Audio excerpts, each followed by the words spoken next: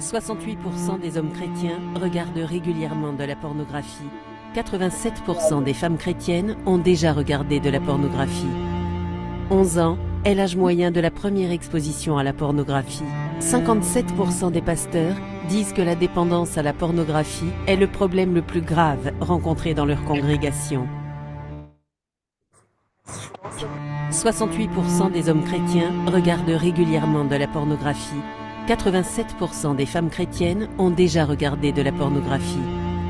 11 ans est l'âge moyen de la première exposition à la pornographie. 57% des pasteurs disent que la dépendance à la pornographie est le problème le plus grave rencontré dans leur congrégation.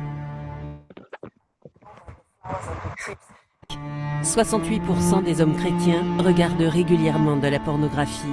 87% des femmes chrétiennes ont déjà regardé de la pornographie. 11 ans est l'âge moyen de la première exposition à la pornographie. 57% des pasteurs disent que la dépendance à la pornographie est le problème le plus grave rencontré dans leur congrégation.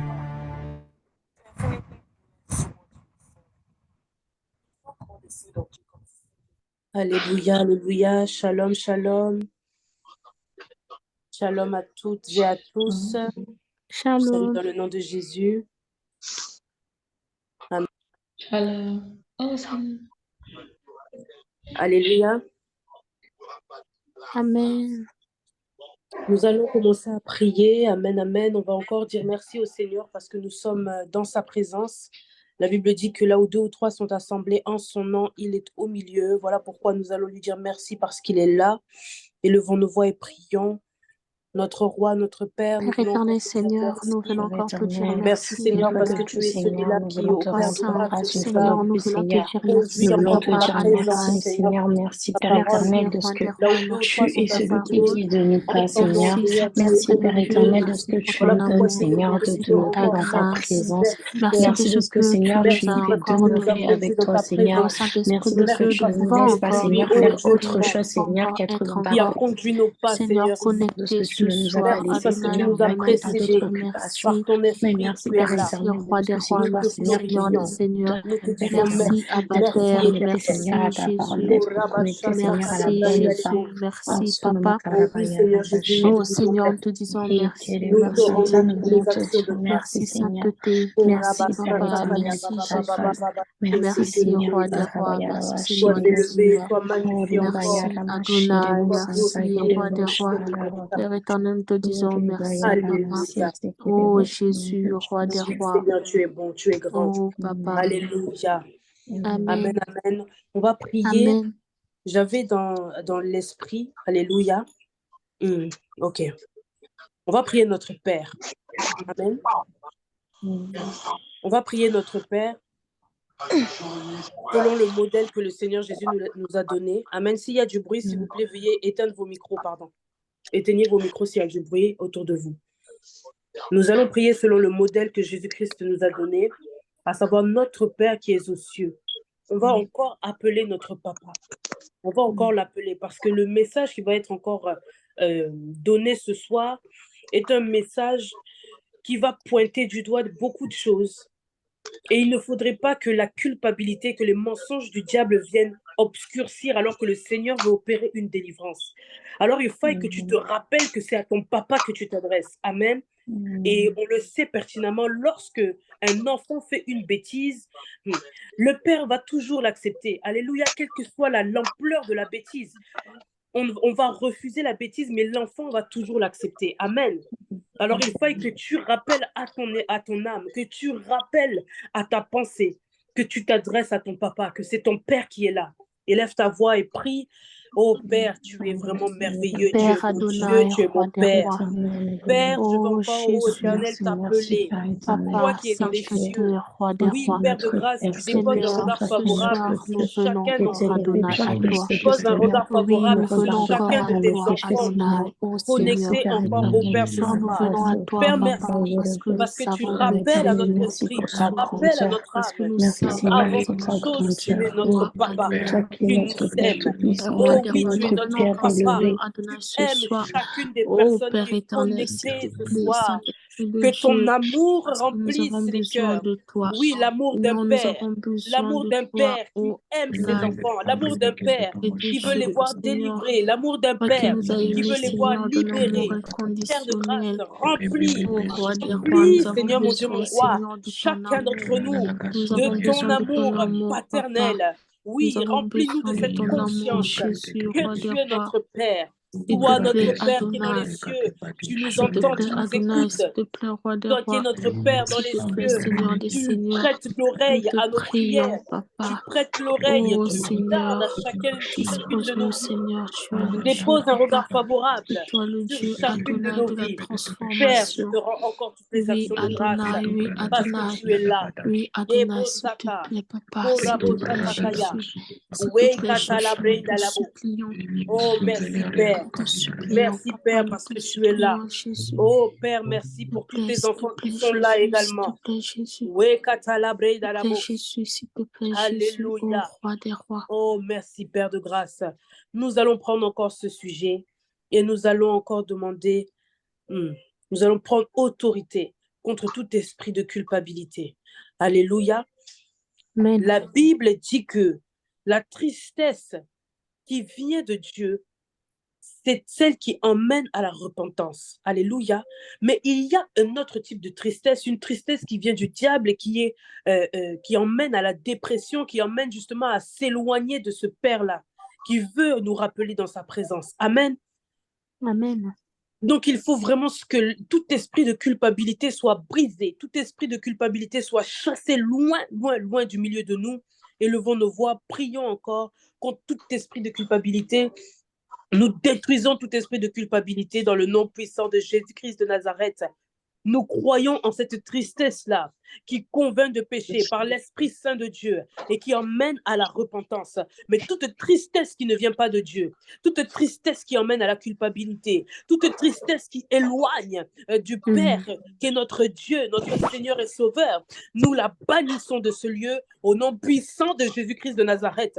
Toute voix qui va se lever pour mettre de la culpabilité dans les cœurs, nous les brisons maintenant au nom de Jésus. Que seule la voix de la tristesse qui mène à la repentance, de l'Esprit Saint qui convainc de péché, qui convainc les cœurs, soit entendue au milieu de nous ce soir, dans le nom puissant de Jésus-Christ de Nazareth.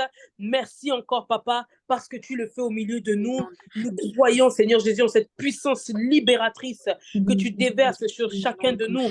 Et celle qui est déversée sur nous, nous touche, nous remplit, nous revêt, afin que des personnes qui seront à notre contact, qui sont atteints de ces maux, puissent bénéficier également de la libération dans le nom puissant de Jésus-Christ de Nazareth. Alléluia. Gloire à Jésus. Amen, amen. Amen. Amen. Amen. Shalom, shalom à tous ceux qui nous ont rejoints entre-temps, en cours de route. Amen. Vraiment, soyez richement bénis. Nous avons un thème puissant ce soir et je crois que chacun de nous va être touché. Encore une fois, ce n'est pas pour indexer ni pour mettre les gens mal à l'aise, mais c'est que ce sont des fléaux qui sont réels et il faille que nous puissions en parler. Nous savons que sur cette plateforme, nous sommes garants de la vérité de Jésus-Christ. Amen. Et nous voulons que chacun de nous puisse vivre vraiment la liberté en Christ. Alors vraiment, nous allons accueillir avec beaucoup de flamme, de joie, le pasteur Pierre qui va encore nous conduire dans ces moments. Est-ce que tu peux dire gloire à Dieu dans les commentaires, applaudir, mettre les flammes et soyez richement bénis dans le nom de Jésus. Alléluia. Gloire à Jésus. Alors, dites-moi si vous m'entendez bien. Dites-moi si on arrive à bien me voir aussi. Merci Saint-Esprit. Je suis très heureux et très content de vous voir connectés. Alors, il y en a que je ne vois pas parce qu'ils n'ont pas mis la caméra. Donc, si tu as la possibilité de mettre ta caméra, mets ta caméra, frère. Mets ta caméra, ma soeur. Mais je prie que tu sois dans une position très pudique. Pour ne pas nous pousser à pécher. On est déjà dans un thème qui est très sensible, s'il te plaît.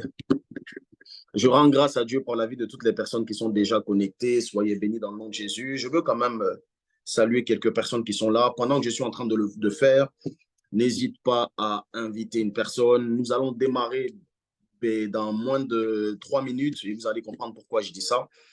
Et voilà, je rends grâce à Dieu pour la vie de Anaël, soit bénie, Floriel, soit bénie, Armand, soit bénie, Marina, soit bénie dans le nom de Jésus, Marie, Emmanuel Gildas, Déborah.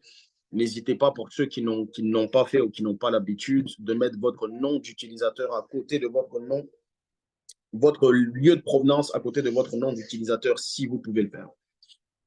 Donc voilà, je rends grâce à Dieu pour la vie de toutes les personnes qui sont déjà connectées.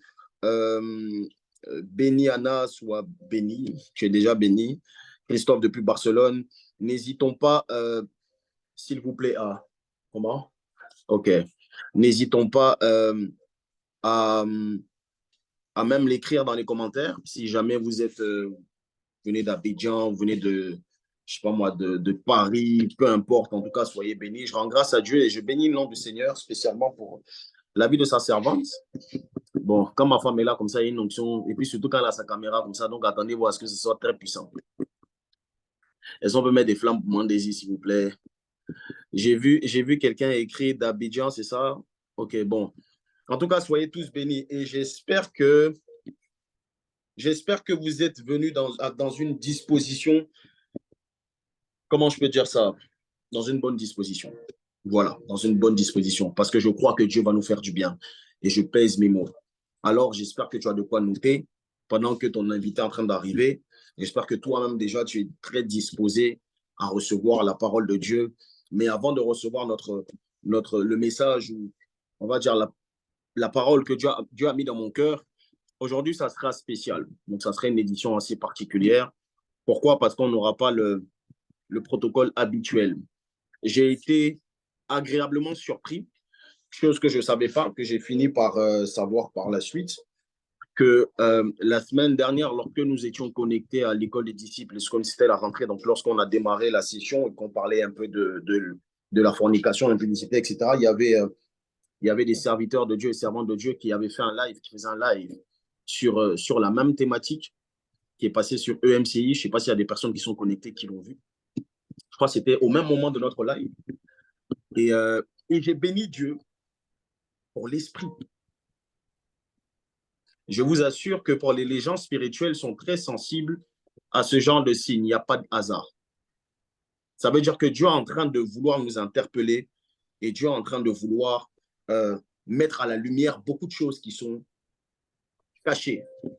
Et derrière ça, même Dieu est en train de pousser ses serviteurs à s'exprimer, à parler. Et voici une chose que l'Esprit de Dieu me disait. Je vais beaucoup m'appuyer sur ce que j'ai compris de la parole de Dieu, une petite partie de mon expérience personnelle, mais aussi de certains témoignages. Je crois que pendant cette série, nous allons avoir la grâce d'entendre des témoignages. Il y aura des témoignages des membres de l'école des disciples. Si toi, tu es passé par une situation très difficile et que Dieu t'a fait grâce de sortir de ça, ton témoignage peut sauver une vie.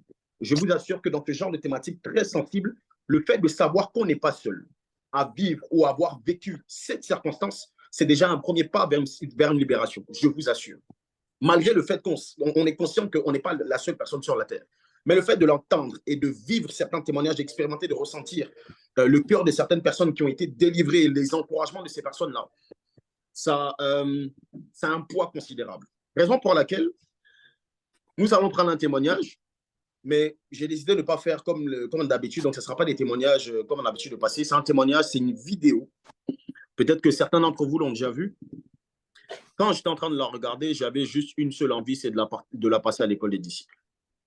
Alors, pendant les quelques minutes de ce témoignage, j'aimerais vraiment, mais vraiment, juste après ça, je donnerai le message. Mais j'aimerais vraiment que ton cœur soit disposé, que tu sois très attentif. Il y a des éléments de ce témoignage-là qui vont fortement nous parler. Toi qui es dans cette circonstance, dans cette situation, même toi qui n'es pas dans cette situation, je l'ai dit la semaine dernière, ce n'est pas parce que nous ne vivons pas ça que nous allons négliger les enseignements. Dieu, certainement, s'il nous interpelle sur ça, c'est qu'il est peut-être en train de vouloir te protéger de quelque chose qui va arriver par la suite. Donc, on est tous concernés par ce fléau. Alors, je vais tout simplement demander à la com de nous aider à passer le témoignage. Il dure une vingtaine de minutes, je pense. Donc, reste connecté. Je crois un peu plus. Reste connecté, écoute le témoignage et je reviens juste derrière pour le moment de partage. Que Dieu... Attendez. OK. Gloire à Dieu. Avant de passer la vidéo, il y a une chose que j'ai à cœur de dire aussi. Maman Daisy l'a dit aussi tout à l'heure. Sachez que durant toute cette série, je le dis vraiment parce que je pense que c'est important. Durant toute cette série, vous serez surtout pour les personnes qui vivent ça, vous serez comme entre deux chaises. Il y a des pensées qui viendront dans votre cœur qui vont vous pousser à poser certaines actions.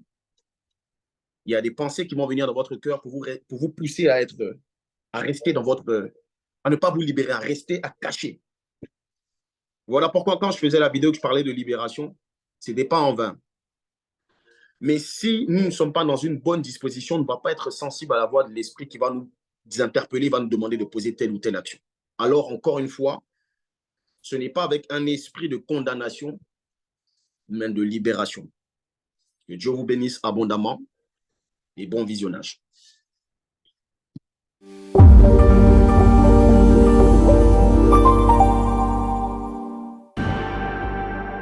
Vivre avec un masque pour cacher sa véritable personne et tenter de se décharger du poids des fautes et de la culpabilité est un réflexe que beaucoup adoptent. Élie était ce type de personne.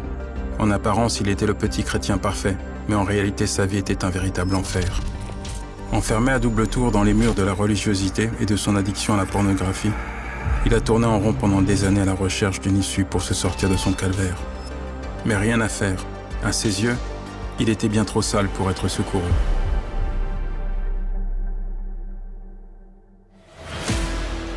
Je m'appelle Yanis Gauthier. Abandonné par mes parents, j'étais un enfant de la rue et j'ai grandi dans des quartiers durs. Résultat, je suis devenu un voleur, un dealer, un braqueur. Un jour, alors que j'encourais une longue peine de prison, j'ai fait une rencontre avec Dieu qui va être déterminante pour mon futur. Cette explosion d'amour m'a percuté et a fait de moi un repenti. Aujourd'hui, je suis en quête de destin incroyable, d'hommes, de femmes, des écorchés de la vie sur qui Dieu a aussi posé un avis de recherche. Je veux comprendre comment il se révèle à eux de façon improbable et dans les moindres détails de leur vie. Je veux découvrir comment il pardonne, il inspire, comment il rénove et fait renaître l'espérance.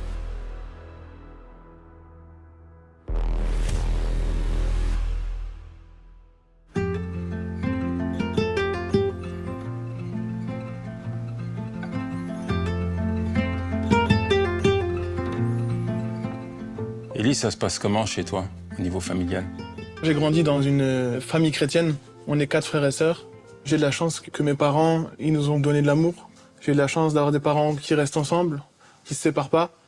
Mais par contre, l'éducation chrétienne est stricte. Parce qu'on était dans une assemblée qu'on appelle légaliste, très à cheval sur les traditions humaines. Par exemple, les femmes, elles portent pas de pantalon. Les femmes, elles se maquillent pas. Les hommes, ils ont pas les cheveux longs.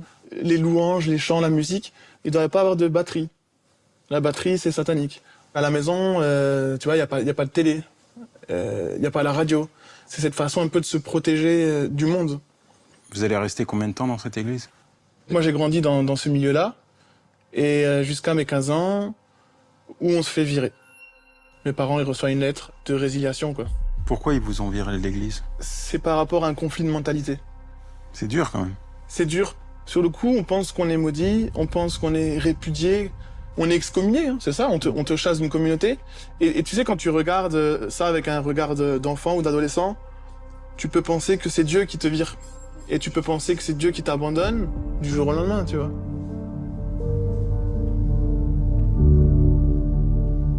Mes parents, eux, l'ont vécu comme maintenant on est maudit.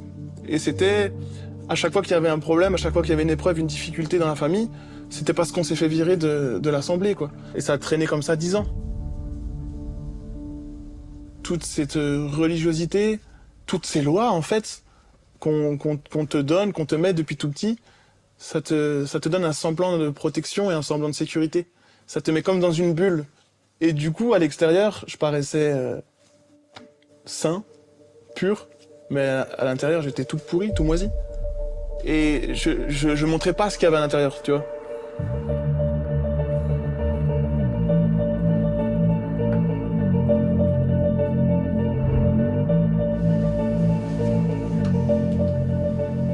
Qu'est-ce qui devient ce Eli?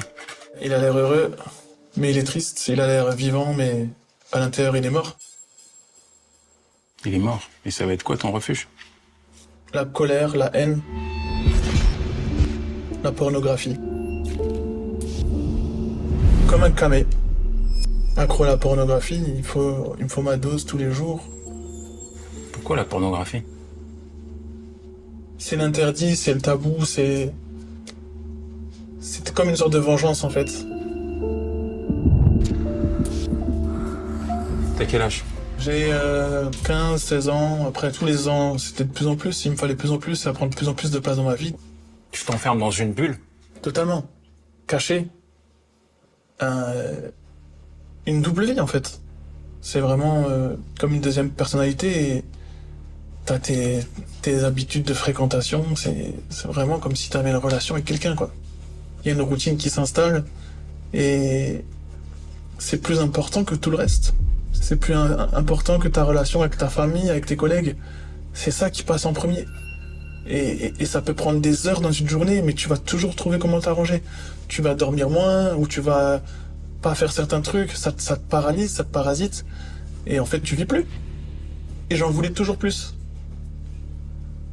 C'était de plus en plus hardcore en fait, et de plus en plus sombre, et de plus en plus sale. Et je me disais toujours, il vaut mieux faire ça que aller coucher à droite à gauche. Et donc je me rassurais en me disant, il y en a qui font pire. Et j'ai conscience que j'ai un problème, mais j'en parle pas. Et j'étais persuadé que le fait de me marier, ça pourrait me sortir de ça. Je rencontre une femme, on se marie. Et je m'étais dit, voilà, maintenant j'arrête. Sauf que premier soir, nuit de noces, complications dans l'intimité. Et t'as une déception, ça se passe pas comme prévu du tout. En fait, très vite, je retombe. Et elle le découvre. Elle m'a pris en flagrant délit, quoi. Elle tombe de haut, elle était choquée, elle a pris ça comme une trahison. Malgré qu'ils sont en train de mettre ton couple en péril, tu continues? C'est ça. En fait, je suis totalement esclave. Une pulsion et hop, j'étais capable de m'arrêter sur la route, en voiture, pour consulter quelque chose. C'est plus fort, c'était plus fort que moi. C'est comme une drogue dure, quoi. Sauf que ça se voit pas. Donc j'avais l'air d'aller bien. Même les gens à l'extérieur, ils voyaient notre mariage, ils se disaient, voilà, ils sont beaux, ils sont jeunes, ils sont chrétiens. J'étais resté vierge jusqu'au mariage. J'avais l'air d'être le petit chrétien idéal. Bah à l'intérieur, j'étais en enfer. Les gens, ils savent pas qu'il y a un divorce qui se prépare, ils savent pas que il y a un déchirement et qu'il y a un enfer qui est caché en fait derrière tout ça, derrière le voile, derrière le masque.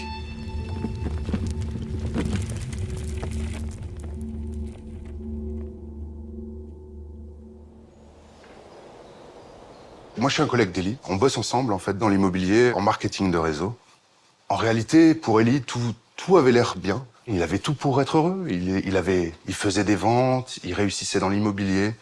À 25 ans, avoir voilà, plus de 50 personnes qui bossent dans son équipe, avoir des réussites dans la musique. Il faisait du rap, du piano.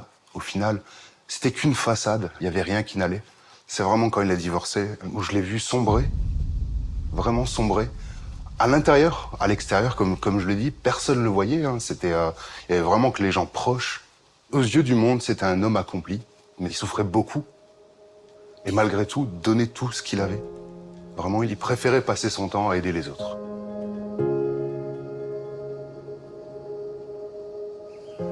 Eli, je l'ai rencontré il y a 7-8 ans. Et c'était sur le terrain de street workout. On s'est entraînés ensemble et on s'est donné des conseils l'un à l'autre pour pouvoir évoluer. Et lui, il m'a encouragé à persévérer. Et en fait, c'est devenu plus que le sport, plus que voilà, des conseils. En fait, c'est juste qu'on est devenus amis, quoi. On se parlait cœur à cœur, en vrai. Il a assez rapidement commencé à nous parler de ses problèmes de couple, ses problèmes au niveau de la rage, de la violence. Je vivais des périodes, des choses compliquées de mon côté. Du coup, on s'est rejoint beaucoup sur ces choses-là, sur ces sujets. Ouais, en fait, on vivait des phases pas forcément simples et tout. On voyait qu'on avait comme, tu sais, genre cette pression, cette haine, genre à défouler comme si on avait un vide qu'on n'arrivait pas à combler. Et genre, on devait le dépenser à faire des tractions, à faire du sport et tout. Et on s'entraînait tout le temps. Et même quand on s'entraînait, il nous parlait de Jésus. Tout le temps, il nous parlait de Jésus. Il parlait de Jésus et en même temps, il avait tous ces problèmes par rapport à la pornographie. Et c'était peu de temps avant son divorce, quoi. Ça finit en divorce. Et je disais que c'était la moins pire des situations parce que j'étais arrivé à un stade où c'était soit je tuais quelqu'un, soit je me tuais moi-même. Parce que la suite logique après la pornographie, c'est la destruction.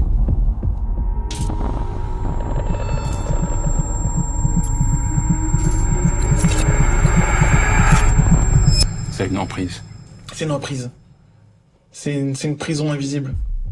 Je commence à en vouloir à tout le monde et en vouloir surtout à Dieu parce que je me dis que ma vie c'est un enchaînement d'erreurs et d'échecs.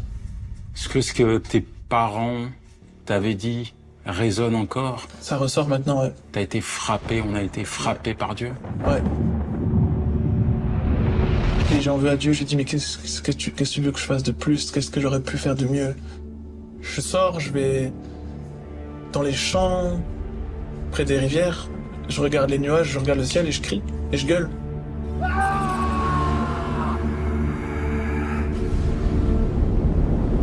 J'avais une envie de vengeance. Et là où je me trouve, là où j'habite, pas loin, il y a un coin où il y a toujours les prostituées. Et tous les soirs, elles sont là. Et je me suis dit, je vais aller me lâcher, me venger. Et j'y vais. J'arrive sur place, il n'y a personne. J'attends. Personne n'est venu. Et ça se finit comment? Après 8 années en couple, je commence à avoir comme une envie de vengeance, quoi. Ouais, entre guillemets, de profiter. Du coup, je vais sur le net, je fais un tour sur Facebook, et là, je vois une fille que j'avais pas vue depuis peut-être 10 ans, et qui à l'époque me paraissait mondaine, comme on dit. Alors je me suis dit, je vais aller la draguer. Ce sera ma première proie. Et en fait, je vais sur sa page, et je vois qu'elle s'est convertie à Jésus-Christ. C'était Sarah. À l'époque, j'ai rencontré Élie sur les réseaux sociaux et c'est lui qui est venu vers moi. Il m'a écrit un message. « Bonjour Sarah, je suis content que tu te sois convertie. Je t'ai toujours admirée. » Et il m'explique qu'en fait, il me suivait sur les réseaux sociaux il y a 10 ans, quand j'étais pas convertie. J'étais dans une période très rebelle, cheveux bleus, tatouages. Il me dit que lui aussi, il est chrétien. Je regarde sa page, mais je vois le rap qu'il fait, je vois ce qu'il dit, et je me rends compte qu'en fait, pour moi, il n'est pas converti. Quelqu'un de sombre, quelqu'un qui est en colère, quelqu'un qui est frustré. Du coup, je lui demande pourquoi. Pourquoi tu es dans cet état? Et ça, c'était la question fatidique, parce qu'en fait, je me suis rendu compte qu'il était dans une situation de divorce, qu'il avait l'église à dos, son ex-épouse à dos, plus ou moins sa famille à dos, et qu'il n'y avait personne qui le croyait. Je l'invite à venir à l'église et je vois ce grand garçon dans des habits étriqués, avec un air sombre et tout ça, et je lui propose qu'on prie pour lui, mais lui, il n'a pas envie de rester. Il a vraiment une rébellion envers l'église, envers les chrétiens qu'il ne croit pas. Il n'a pas confiance en eux, donc il ne veut pas rester. Du coup, il me propose de venir avec lui et on discute sur un parking où on parle un petit peu de tout et de rien. Mais derrière toute cette colère, derrière toute cette situation, en fait, je discerne derrière quelqu'un qui est sincère. Ce qu'il me raconte sur sa vie, ce qu'il me témoigne est vrai. C'est quelqu'un qui souffre et que personne ne croit. Je me retrouve à être sa confidente. Et plusieurs fois, je me dis, il faut que tu sors de cette situation parce que c'est dangereux.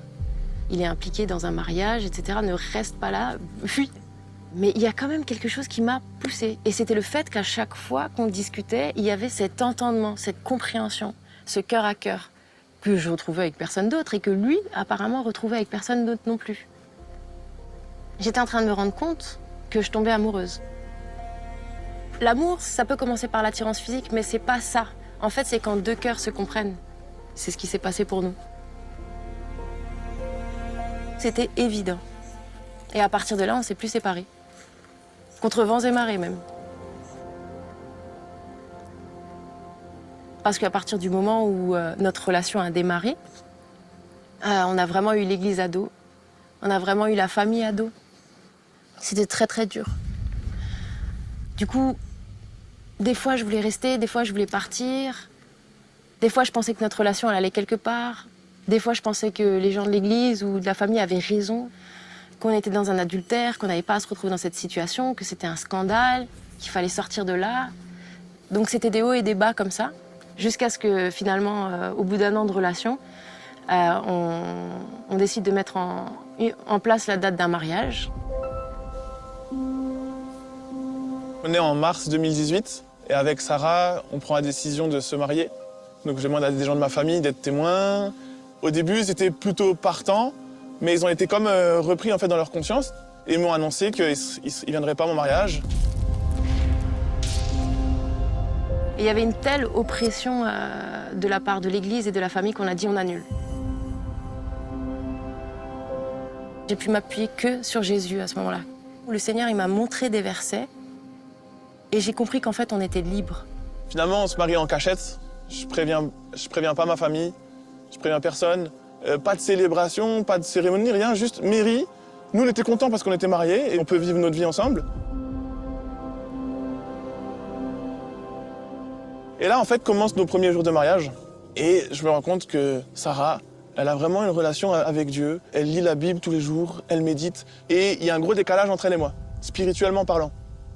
Et ça dure pendant 1 an, où en fait, Sarah est mariée avec un gars, finalement, qui n'est pas croyant.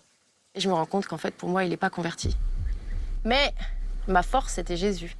Tu recherches ta force en lui, et lui, il te justifie. Et lui, il convainc le cœur de ton mari. Et c'est ça qui s'est passé.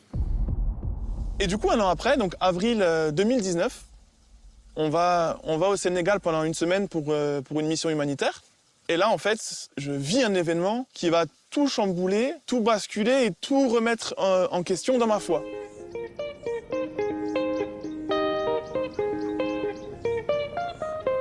Premier jour, on arrive, on nous amène dans un village reculé, en fait, dans la brousse. C'était limite désertique.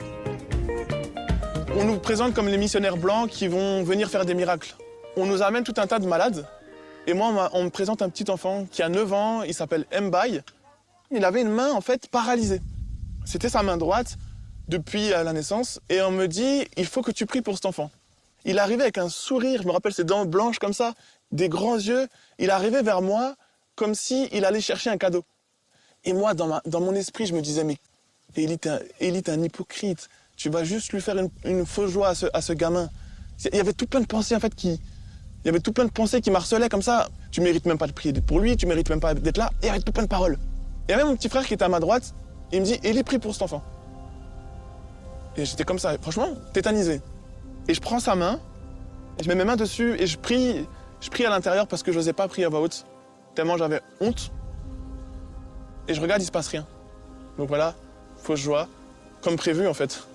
Et là, mon petit frère, il me dit, je crois que l'enfant, il veut que tu repries une fois. Il veut encore que tu réessayes.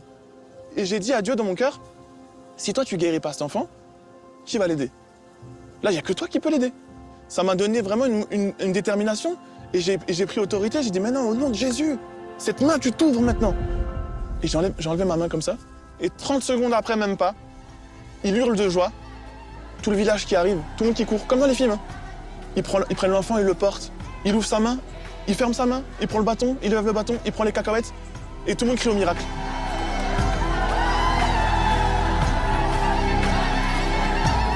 À ce moment-là, je suis resté figé. Je ne comprenais pas ce qui se passait. Je me dis, attends, mais ça veut dire que Dieu, il m'aime? Ça veut dire que Dieu il peut m'utiliser pour faire du bien aux gens? Ça veut dire qu'il ne m'a pas rejeté? Et du coup, ça m'a amené dans une repentance. Et là où j'ai vraiment décidé de me donner et de le suivre, parce que j'ai vu qu'il m'aimait, au travers de cette guérison. À tel point que le soir même, j'ai demandé le baptême. Ils m'ont mis dans l'océan, il y avait ma sœur, il y avait ma femme, il y avait mon père. On était comme une petite assemblée et hop, ils m'ont baptisé. Et c'était un baptême non officiel pour les hommes, mais je crois que pour le ciel c'était prévu, quoi.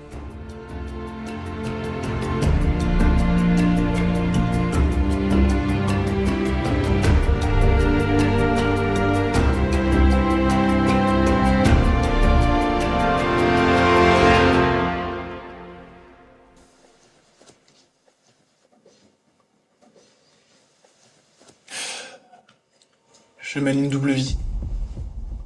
J'avais envie que ça se passe bien avec ma femme, mais en même temps, c'était plus fort que moi. Je choisissais la pornographie. Ça passait avant tout. Ça a créé des tensions pas possibles, en fait, dans le foyer. Et j'arrive pas à m'en sortir. Je me rends compte que mon mari, il a beaucoup d'accès de violence. Pour un oui, pour un non, il s'énerve, il s'irrite. Et je comprenais pas qu'est-ce qui se cachait derrière cette agressivité. Et jusqu'à ce que je le surprenne en flagrant délit, voilà. Il regardait du porno. Et ça, c'était vraiment la goutte d'eau. Parce qu'après ce qu'on avait traversé, qu'il ait des problèmes avec ça, pour moi, c'était trop. Il était esclave d'une chose. Il n'était pas libre, il devait s'enfermer, il devait se cacher, il devait faire ça. Et c'était surtout la nuit, il se levait sans raison et puis il disparaissait aux toilettes pendant 45 minutes, 1 heure, dans la salle de bain, ce genre de choses. Le porno, on peut se trouver toutes les excuses du monde, mais c'est convoiter une autre femme. Donc c'est regarder l'intimité d'une autre femme, c'est être excité par l'autre femme, c'est rechercher le désir et le plaisir au travers de cette autre femme. Tu ne peux pas donner ton corps à ton mari si ton mari donne le sien à quelqu'un d'autre. C'est impossible, c'est une rupture de confiance. Tu ne peux pas faire ça. Je l'ai surpris plusieurs fois. Il y a eu plusieurs fois des demandes de pardon. Allez, on se réconcilie, on pardonne, tatati, tatata. Mais en fait, au bout d'un moment, ça devient invivable. Invivable, tu peux pas avoir confiance. Je lui dis non, Élie, on arrête. C'est soit moi, soit le porno. Tu choisis.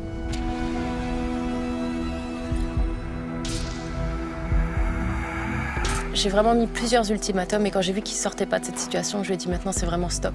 Stop, on divorce.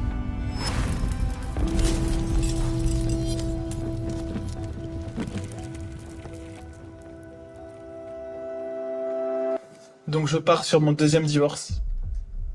Il y a les papiers de l'avocat à la maison, sur la table à cuisine. Et là, je suis au bout de ma vie. Et je m'endors. Mon corps dort, mais je suis réveillé.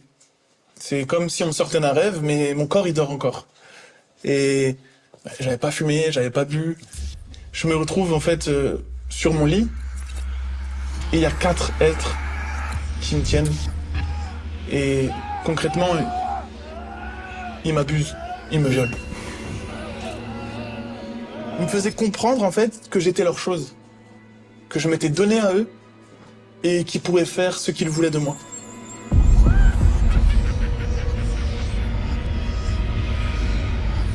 Quelque part, ce rêve, c'est ta vie, entre guillemets, d'accro à la pornographie.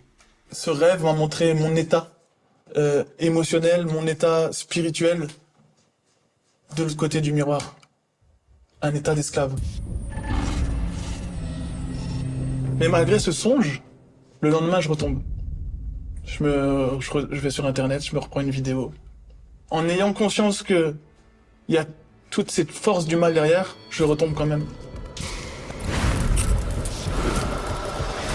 Et le soir, je m'endors. Et de nouveau, on vient me chercher. Et là, 2e vision. C'est carrément les ténèbres partout. Impossible de quitter les lieux. Je suis bloqué en fait dans un lieu où il y a du noir à perte de vue. Et dans ces ténèbres, il y a des êtres qui me font du mal, qui me crachent dessus, qui me fouettaient, qui me piétinaient, et je voulais me défendre par moi-même, impossible. Dans ce malheur, instinctivement, je vais crier Jésus-Christ. Et je dis Jésus-Christ. Il se passe rien. Et je refais Jésus-Christ. Et là, il y a un bras de lumière qui apparaît dans tout ce noir. À tel point, il était tellement lumineux que je voyais plus que lui. Je l'ai attrapé. Il m'a serré fort. Il m'a tiré. Et je traverse plusieurs couches d'atmosphère et là je me retrouve ce qu'on peut appeler le paradis. En tout cas pour moi c'était une joie, une légèreté. C'est comme si j'avais une carcasse, une enclume qu'on m'avait déchargée sur les épaules. Et je suis rempli d'une paix, d'une joie. Quand j'étais là-haut, je me suis dit en moi-même, mais je suis fait pour vivre ici. Mais en fait, c'est ici ma place. Moi, je veux pas revenir sur Terre. Je veux plus revenir dans ce monde de fous. Et on m'a fait comprendre, non, Élie, c'est pas fini. Parce que ce que je te montre là, ça existe vraiment, mais il faut que les autres, ils le comprennent aussi.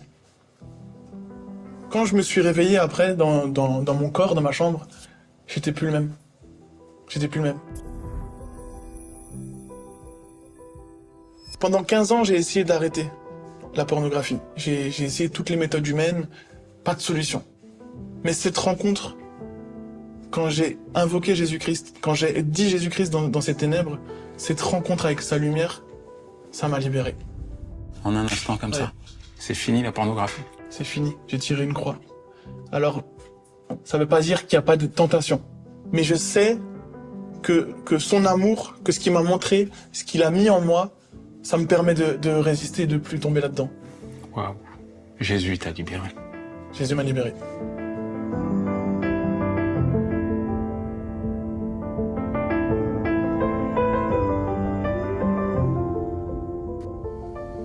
À partir de ce moment-là, Élie change. Il est vraiment une différente personne. Il y a une conversion qui s'est opérée à l'intérieur de lui. Il y a une véritable transformation pour Élie, mais moi, j'ai pas été capable de la voir tout de suite. J'étais trop prise avec des combats intérieurs. C'est les gens qui sont autour de moi qui se rendent compte du changement, qui disent « Mais Élie, il n'était pas comme ça avant.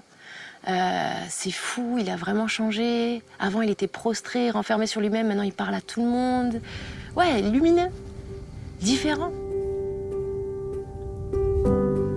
Avant, je pensais vraiment être converti. Mais c'est comme si c'était ma tête qui était convertie, mais pas mon cœur. Et par exemple, avant, quand je lisais la Bible, je lisais, j'avais une compréhension intellectuelle de la chose. Et ça m'ennuyait très vite, en fait, parce que c'est lourd à lire, etc. Il y a des mots compliqués, ça pénètre pas, en fait, ça rentre pas. Et c'est ça qui a tout changé, en fait. C'est ce passage de la religion à la relation. Il est vraiment comme exalté, il parle de Jésus à tout le monde. J'ai mis vraiment du temps à me rendre compte qu'en fait, le Seigneur avait vraiment œuvré dans son cœur, que c'était lui qui était en train d'agir à l'instant même. C'était lui qui était en train de bénir notre union. C'était lui qui était en train de nous conduire. En fait, il y a une grâce pour nous, il y a eu un chemin. Il y a vraiment une transformation radicale de sa personne. Les gens étaient témoins autour, les gens le voyaient. J'ai pu voir vraiment le changement. Il accompagnait les gens avec beaucoup plus d'amour. Il s'est apaisé. Parce qu'avant, quand il parlait de Dieu au travail, ça ressemblait à quelque chose de forcé, ça ressemblait à du prosélytisme. Suite à sa conversion, il a arrêté d'essayer de convaincre. Il était convaincu et en fait, c'est plus forcé. Ça fait partie d'Élie, ça transpire de lui. En tout cas, moi, je sais que personnellement, il m'a réconcilié vraiment avec Dieu. En réalité, il m'a ouvert les yeux sur un Dieu d'amour et pas sur un Dieu qui se venge. En fait, nous, on l'a vu transformer d'un coup, genre. C'est comme si ce qu'il nous disait avant qu'il parte, il le vivait, quoi.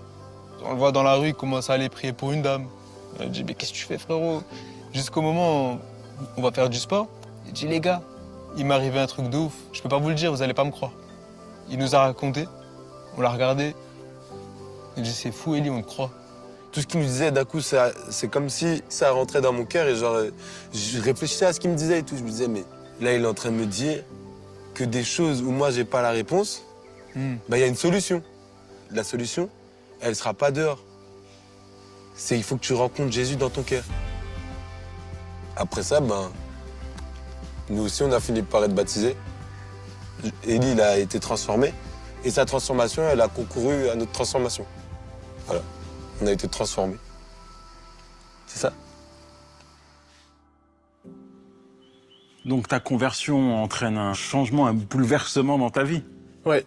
Et ceux qui ont vu mon changement, eh ben, ils ont voulu aussi goûter à ça et ils ont vu, punaise, c'est vrai. Il y a des choses qui se passent. Après, mes potes avec qui je faisais du rap, avec qui je traînais, ils se convertissent. Et on se voit, on prie, on se réunit, Il y a une vraie vie de foi qui a démarré depuis. Ta présence me rassure, c'est comme un ciel d'azur. Il y a des ombres dans la hure, les démons c'est eux qui tiennent les murs. Les forteresses se dressent dans les pensées pour t'empêcher d'avancer. Mais la parole est comme une épée, vendue au péché, la faute de nos pères dans les veines.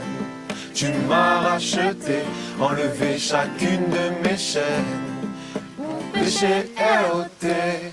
Je peux me rapprocher, chaque parole qui sort de ta bouche. Je peux pas m'empêcher de raconter ce que j'ai vécu. Je peux pas m'empêcher de raconter ce que j'ai vu, ce que j'ai entendu. Et c'est comme si tu vois quelque chose qui est merveilleux et tu as envie que tout le monde le voit. Et ça commence à déborder. Et il y a des gens qui viennent à moi et avec le témoignage, avec le peu de choses que j'ai entendues et j'ai vues, ils arrivent à Christ aussi. Il y a des gens qui quittent la rue. Il y a des gens qui quittent des situations compliquées. Tu les vois, ils se marient, ils ont des enfants. Et c'est comme si tout ce que j'apercevais de loin, ça prend vie, ça prend forme. Tout ce qui était mort, ça vient à la vie. Et tout change. T'es un témoin vivant. C'est exactement ça. C'est extraordinaire, ça. C'est toutes ces années de malheur, c'est comme si il prend tout et transforme. Et ça n'a pas servi à rien. Parce que ça sert à d'autres aussi.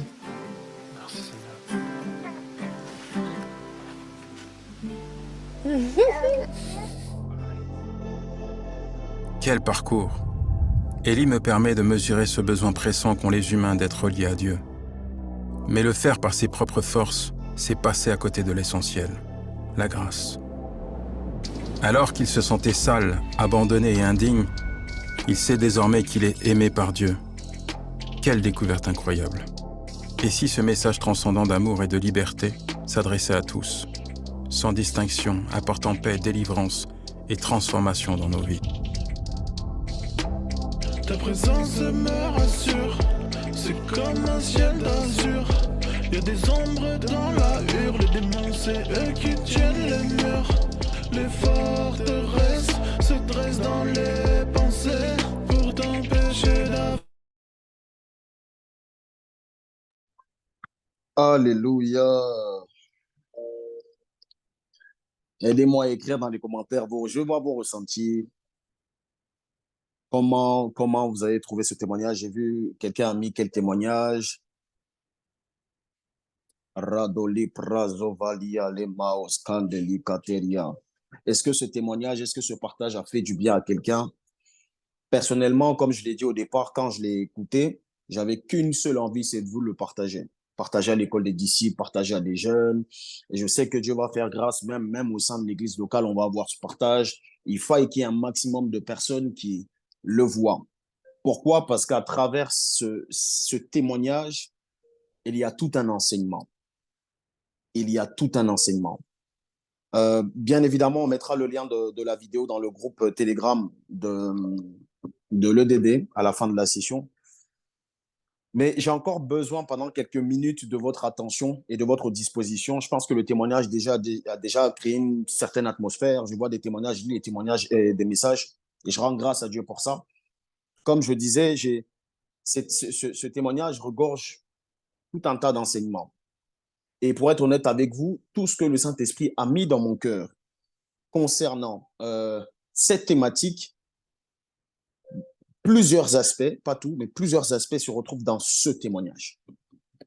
Donc, on aura la possibilité, par la grâce de Dieu, de le voir au fil des semaines. Mais il y a une chose par laquelle je veux commencer et j'ai vraiment besoin de ton attention. Toi qui es là, toi qui es en train de me regarder en live et toi aussi qui es en train de regarder en replay. Quand vous arrivez à la fin du témoignage, vous vous rendez compte d'une chose. C'est que, comment il s'appelait déjà le frère? Élie. Regarde le nom, frère. C'est que Élie était un prisonnier de ce fléau, mais pas que. Je le dis autrement. Il était emprisonné dans cette addiction. Il était bloqué. Il n'arrivait pas à s'en sortir. Il était mal. Il avait un mal-être profond qui était interne. Lui seul savait ce qu'il vivait.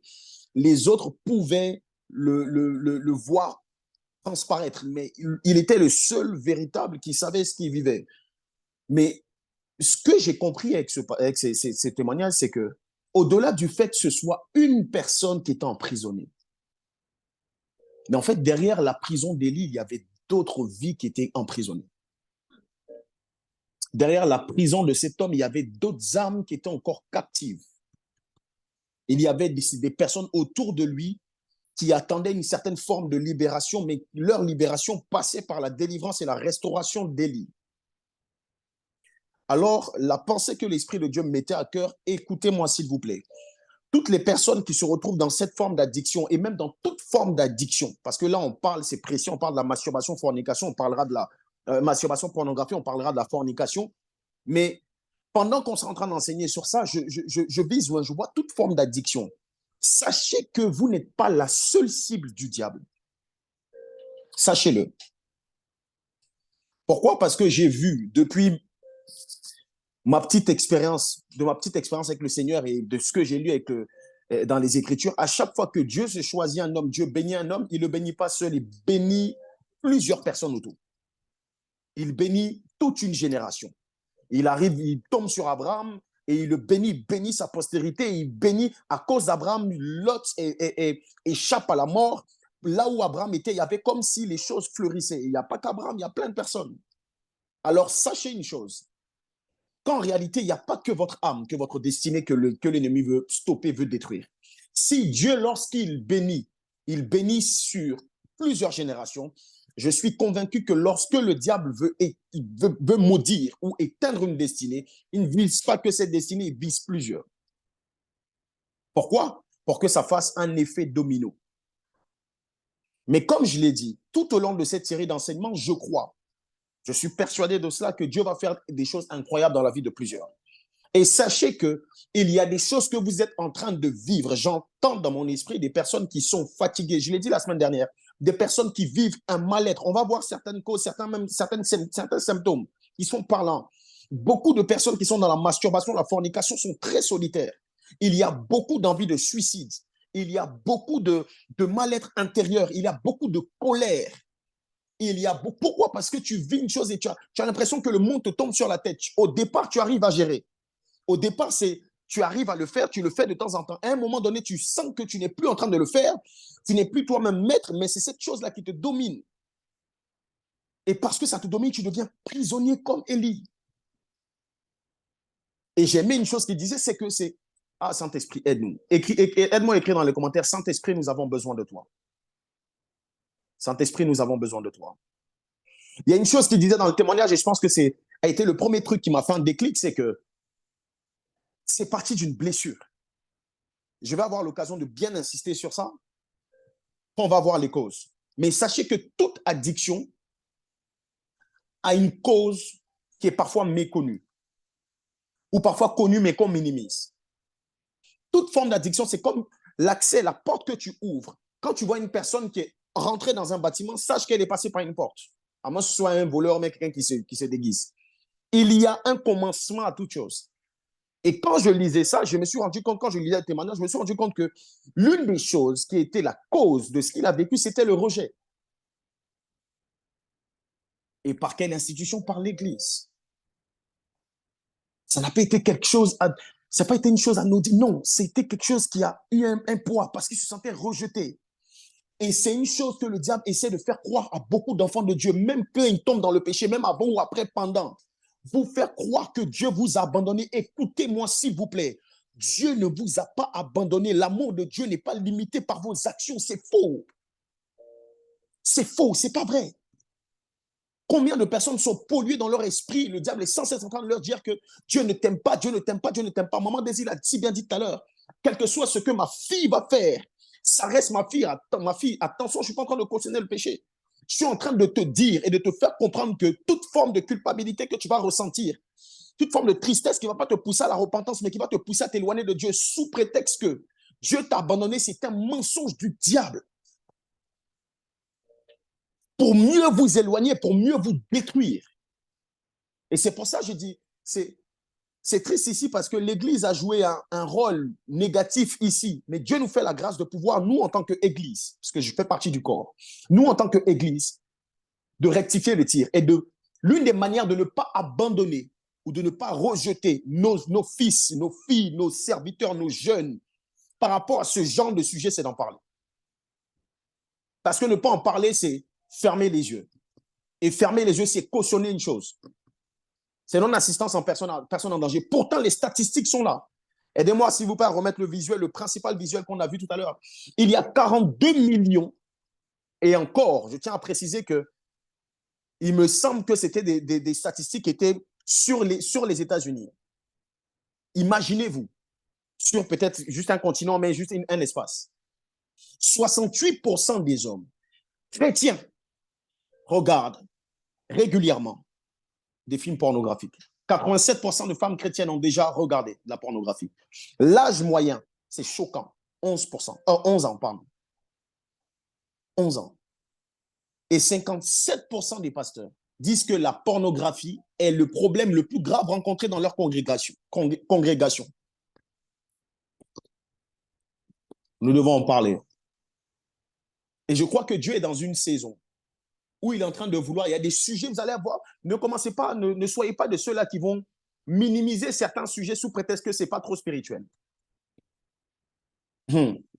Parce qu'il y a des problèmes de fond que Dieu va vouloir nettoyer, pas avec tout le monde, mais avec certains types de serviteurs.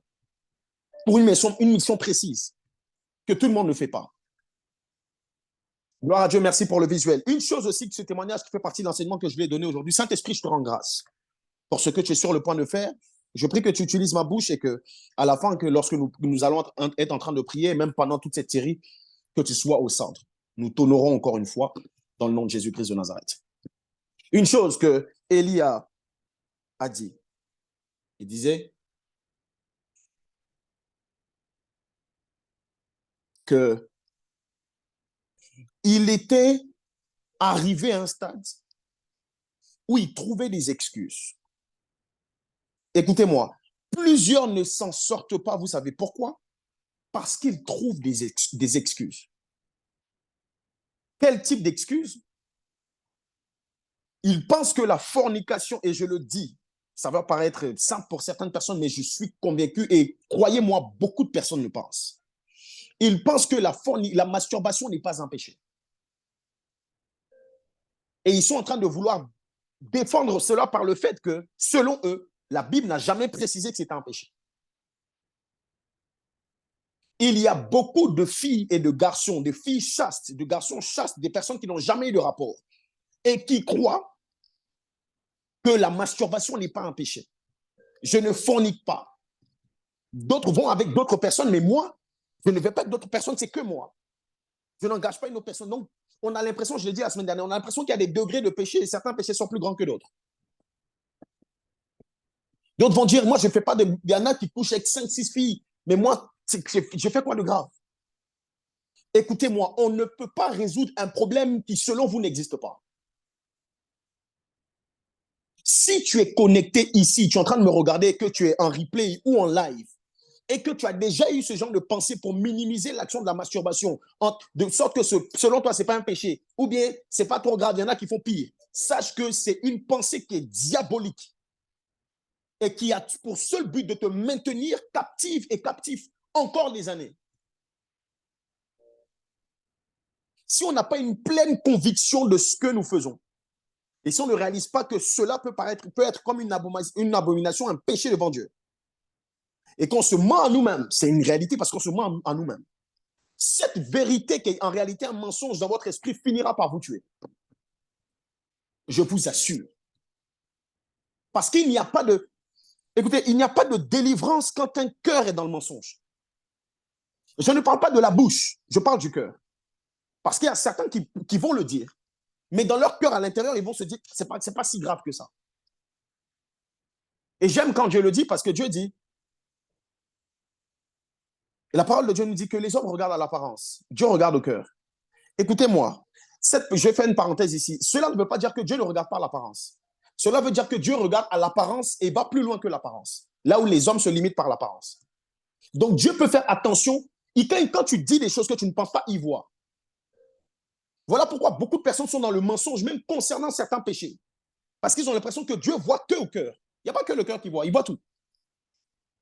Il te voit quand tu es en train de dire que tu n'es pas dans un péché, pourtant tu es dans ce péché-là. Et derrière, quand tu seras dans la présence de Dieu, tu seras seul face à lui et tu vas être en train de pleurer par rapport à ce péché. Mais dehors, tu dis autre chose. Sache que Dieu ne voit pas uniquement ta prière dans le secret, il voit tes actions en public. Il voit tes paroles en public, il voit ta réaction en public. Le faux semblant en public, Dieu le voit. Et Dieu, quand il te regarde de cette façon, il se dit, mon fils ou ma fille, c'est mon fils et ma fille. Mais elle n'est pas prête à sortir de là. Une personne qui ne pense pas être malade n'ira jamais chez le médecin.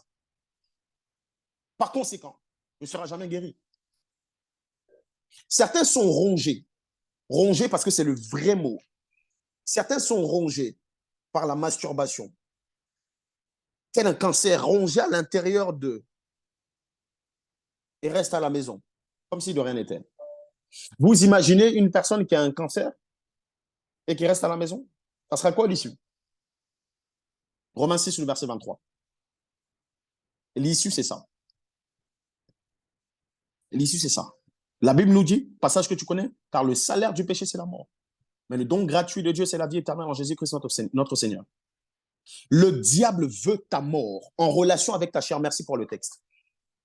Aujourd'hui, là, je ne peux même pas être trop long. Je vais essayer de donner ce que j'ai à cœur de donner, mais je ne peux pas être trop long. Le diable veut ta mort, veut ta destruction. Raison pour laquelle il va te maintenir. Regardez. Regardez comment l'accès au film pornographique, à la pornographie, est facile. Pourquoi l'accès n'est pas renforcé? Et d'ailleurs, même c'est gratuit. Dans ce monde où tout est payant, tout est monnayé, c'est gratuit. Vous ne vous posez pas de questions? En réalité, on pense que c'est gratuit, c'est juste qu'on ne paye pas avec notre argent, mais on le paye au prix de notre âme et de notre destinée.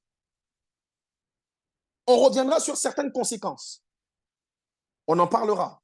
Mais sachez que quand le diable te donne quelque chose et que tu n'as pas l'impression de payer un prix, sache qu'il se rémunère autre part. Un endroit où tu ne vois pas. Lui, il voit. C'est facile. En 2 clics, on a accès. Avant, il y avait des codes, maintenant, il n'y en a même plus. Avant, on te demande ton âge, etc. Maintenant, on ne te demande plus. C'est fini. Là où tu es connecté, là, si tu vas sur Internet, que tu tapes quelque chose là, si tu tapes, même si tu as écrit xénophobe, quand tu t'es trompé, tu as écrit X, ils vont te donner ça en même temps. Parce qu'ils sont prêts à te donner. Et je le dis, je pense en même temps dans mon esprit à ces personnes qui ne sont pas forcément, attendez, ok, qui elles, ce n'est pas forcément des films pornographiques, qui ne sont peut-être pas encore tombés dans la masturbation d'une certaine façon, mais qui tolèrent des scènes de nudité, même dans des clips, même dans des films, même sur Instagram. Sachez que vous êtes en train d'être attirés, appâtés. Sans le savoir, l'ennemi est en train d'ouvrir un peu plus la porte aux esprits impurs. C'est juste une question de temps. J'ai fini par comprendre que la légèreté qu'on octroie à ce genre de péché ouvre des portes et nous détruit. Ce fléau gagne du terrain. Détruit et gagne du terrain. J'entendais un pasteur qui était en train de dire, il y a 5 mois, il le disait, il dit, il y a un sondage qui dit que chaque seconde, maman désir, chaque seconde, il y a environ 28 258 personnes qui visualisent des films pornographiques. Chaque seconde. Vous imaginez? Et on disait que 1 tiers c'était des femmes, 2 tiers les hommes, 1 tiers des femmes.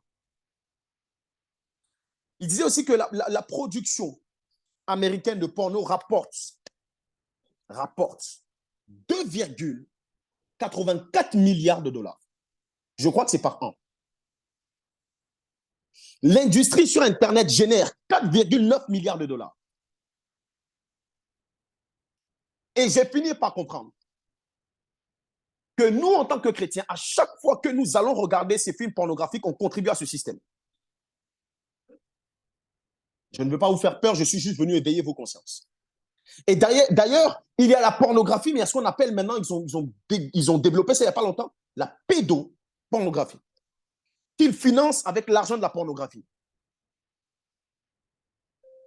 Il s'agit de quoi quand on parle de pédopornographie? C'est ils vont prendre des mineurs, des enfants de 11 ans, 12 ans. C'est le vice de certains milliardaires. Et il y a des personnes sur cette terre-là qui sont attirées par des enfants. On va les récupérer. Et puis ces enfants-là vont être utilisés comme des acteurs, sans leur gré. Vous imaginez? Et on va avoir des rapports avec eux. Et beaucoup de personnes vont regarder ça. Mais sache que toi qui le regardes, toi qui participes à ça, tu finances ça. La pornographie et aussi la pédopornographie. En réalité, on n'est pas différent des pédophiles. Jusqu'à quand nous allons continuer à contribuer à cela? Jusqu'à quand nous allons continuer à contribuer à ça? Jusqu'à quand nous allons continuer, nous chrétiens? Je suis en train de le dire, je le répète, je suis venu condamner personne. Je veux juste éveiller des consciences. Tu es derrière ton téléphone ou ton ordinateur, tu n'as pas conscience de ce qui se passe derrière. On en parlera. Dieu n'a jamais voulu que l'autosatisfaction soit le partage d'Adam. Sinon, Ève n'allait pas venir. Allô? Je reviendrai sur ça plus tard. Raison pour laquelle, pour ce premier point dont je parlais, j'ai tu dois arrêter de te voiler la face et poser le problème. Médecin, je suis malade. Voici mes symptômes. J'ai besoin d'aide. Ça commence dans le secret. Et je t'assure qu'il y a une dimension dans le physique, dans le public. On en parlera. Pourquoi d'autres personnes continuent malgré l'emprise? Mais pourquoi d'autres continuent et n'ont pas totalement conscience? Ils continuent parce que les conséquences ne sont pas visibles. Ils ne sont pas tombés malades. Ils n'ont pas encore été exposés. Encore le frère, je ne sais pas si on ne l'avait pas attrapé en flagrant délit, je ne sais pas qu'est-ce qui allait se passer, est-ce qu'il allait continuer ou pas. Tu me suis? Toi, on ne t'a jamais attrapé. On ne t'a jamais vu. D'ailleurs, tu habites seul. Tu n'es pas encore marié. Tu n'as jamais vu. Ou bien tu sais comment faire.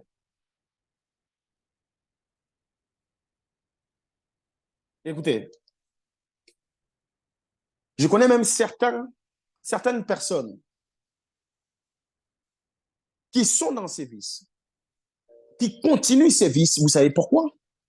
Parce qu'ils savent que d'autres chrétiens sont dans ces vices, servent Dieu et ont l'impression que tout va.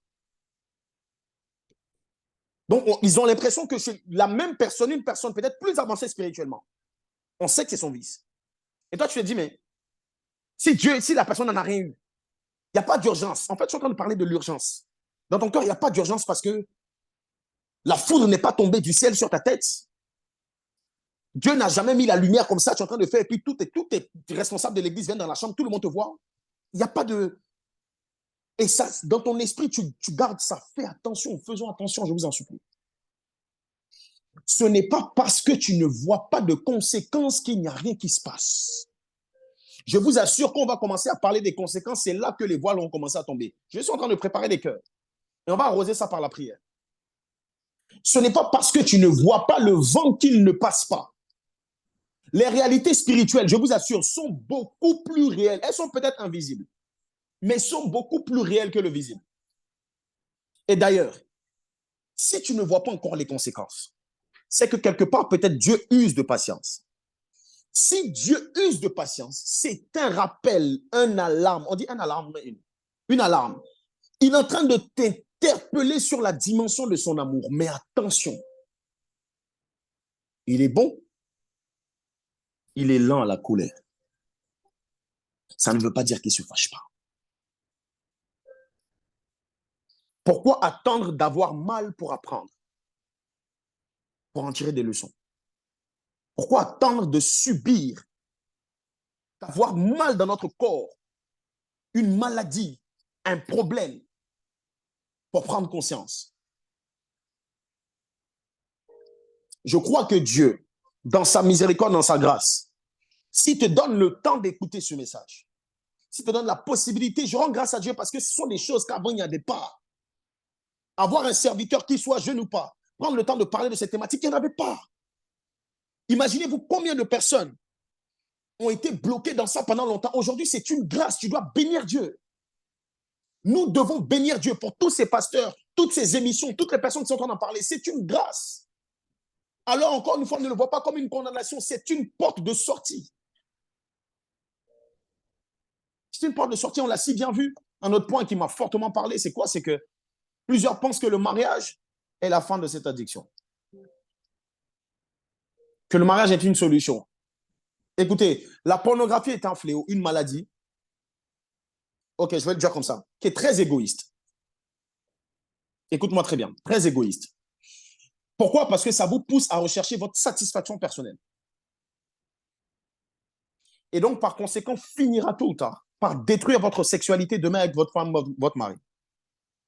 Parce que tu es habitué à te satisfaire. Dans le mariage, c'est pas je reçois, c'est je donne. Alors, quelqu'un qui est habitué à la masturbation avant de se marier ne sera pas un bon mari pour sa femme.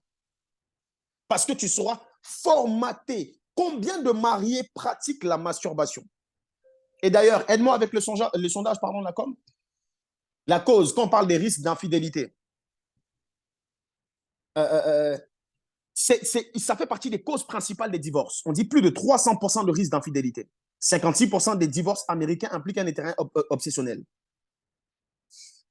La fornication et la masturbation, on est sur la masturbation. Quand tu es focalisé sur, ou quand ce péché-là te ronge, et que tu te dis que tu vas aller te marier, ça va te sauver. On l'a vu dans ce témoignage. Mais je vais insister. Ça sera pire. Merci pour le visuel. Alors, j'aime entendre, je suis dans ma saison de mariage. Je veux me marier. Je sens une grâce. Je sens que je suis dans la saison. Je t'en supplie par les compassions de Christ. Que tu sois dans la saison ou pas, désire sortir de cette prison avant de t'engager. Ça part d'un désir, je le crois. Avant que ce soit... parce que le fait de désirer, le fait d'ouvrir ton cœur donne l'accès à Dieu d'agir. Comme je l'ai dit. Si tu n'es pas encore... Tu n'as pas encore traité. Même certaines personnes qui sont dans la fornication et qui se masturbent et qui aspirent au mariage, faites très attention. Parce que la pornographie va bousiller votre compréhension de la sexualité et va détruire votre mariage. On n'a pas besoin de dire ainsi par l'Éternel. Au-delà de la satisfaction personnelle ou de l'insatisfaction, ça va créer un déséquilibre. Parce que tu es tellement habitué à un certain rythme que tu vas voir comme le frère. Ta femme ne va pas te satisfaire. Ton mari ne va pas te satisfaire. Ça va créer un déséquilibre. Et d'ailleurs, quand je parle de déséquilibre, c'est en mode quoi? Un homme qui est tout le temps en train de regarder des films pornographiques et dans la masturbation a une vision différente de la femme. Pourquoi? Parce que ces films vous montrent une femme qui est comme un instrument, un objet. Femme, vous serez vue et perçue comme un objet sexuel et rien d'autre. Combien de chrétiens ont appris la sexualité par des films pornographiques? L'homme a tellement vu les films pornographiques que tôt ou tard, à un moment donné, il sera contraint de les reproduire. Il sera en mode performance. Et ça va emmener de la torture. Ça sera déséquilibré. Et ça va forcément créer une carence dans le mariage. Tu es là, tu sais que ton fiancé a un problème avec la masturbation. Ça doit être un sujet de prière pour toi. Sinon, ça sera très compliqué. Parce qu'il ne sera jamais satisfait. Et être dans un foyer et avoir l'impression que tu ne satisfais pas ton mari, vous ne pouvez pas vous imaginer ce que ça peut représenter. Ou bien tu as le sentiment de ne pas satisfaire ta femme. Bien évidemment, le mariage, ce n'est pas que le sexe. Mais beaucoup d'entre nous, beaucoup d'entre vous qui n'êtes pas encore mariés, vous avez l'impression que quand vous êtes mariés, là, c'est porte ouverte, matin, midi, soir. C'est pas vrai. D'ailleurs, quand on va parler de la fornication, l'Esprit de Dieu me donnait le pouvoir de le dire. J'aurais besoin bientôt, excusez-moi, j'aurais besoin du chargeur à mon cœur.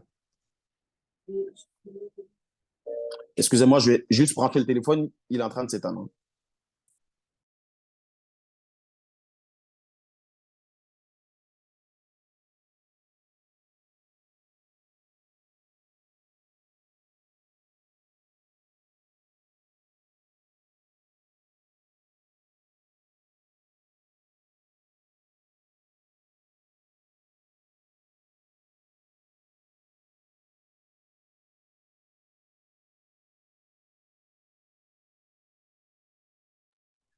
Gloire à Jésus. Est-ce qu'on peut juste me dire si on m'entend, s'il vous plaît?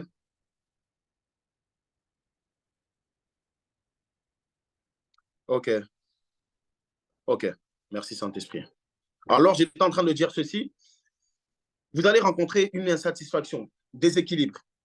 Et d'ailleurs, ça peut même causer de l'impuissance. L'impuissance dans la vie de plusieurs... Là, je suis en train de parler aux hommes. Tu t'es tellement souillé. Tellement donné. Qu'au final, ce pourquoi cela a été fait, tu n'arrives même pas à le réaliser.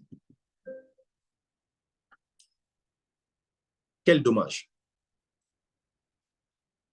Et on l'a vu tout à l'heure, ça va causer de l'adultère, toutes ces choses.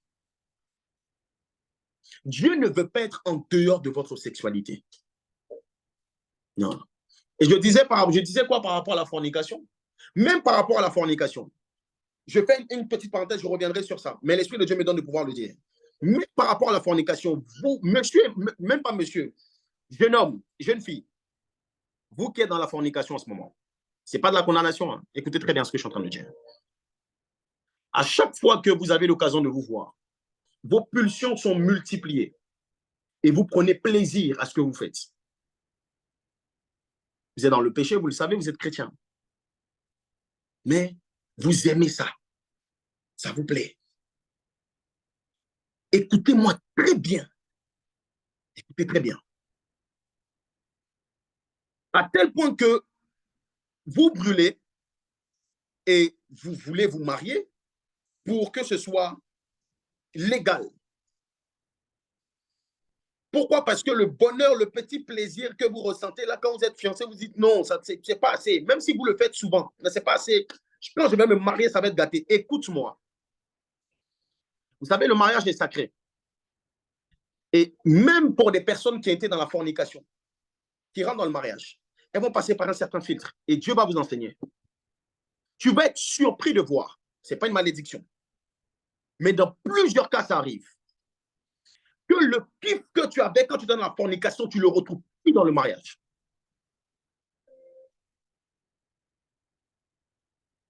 Je vais même aller plus loin. La performance que tu avais dans la fornication, elle a disparu dans le mariage. La satisfaction que tu avais dans la fornication a totalement disparu dans le mariage. Toi qui voulais te marier pour ça. Est-ce que vous connaissez Dieu?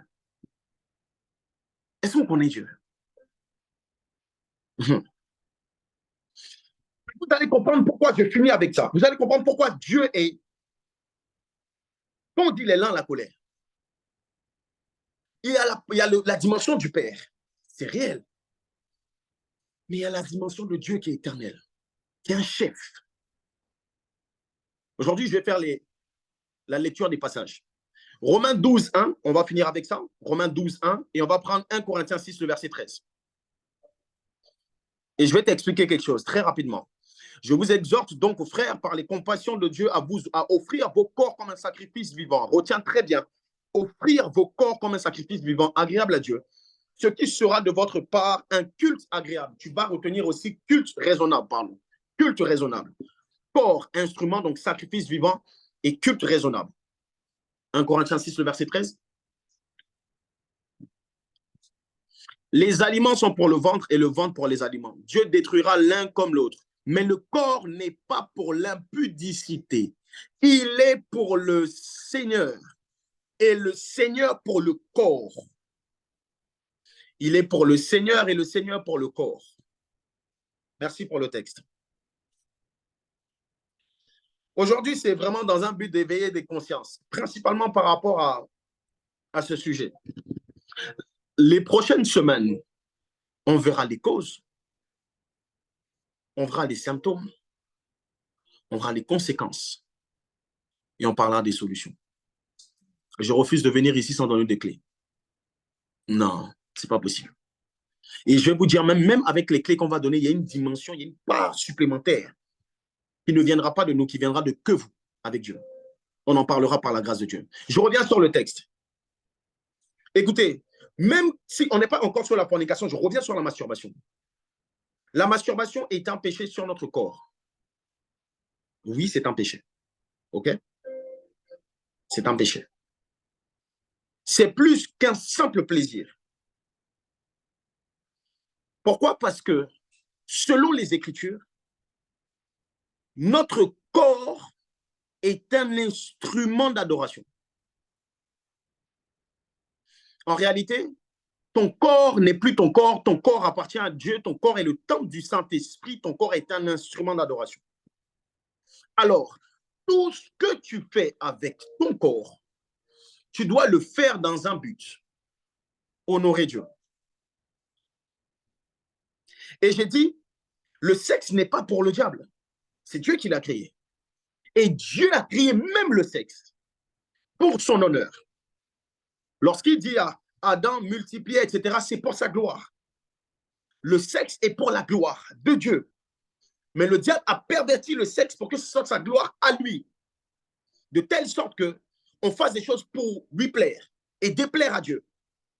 Mais sachez que le sexe est fait pour la gloire de Dieu.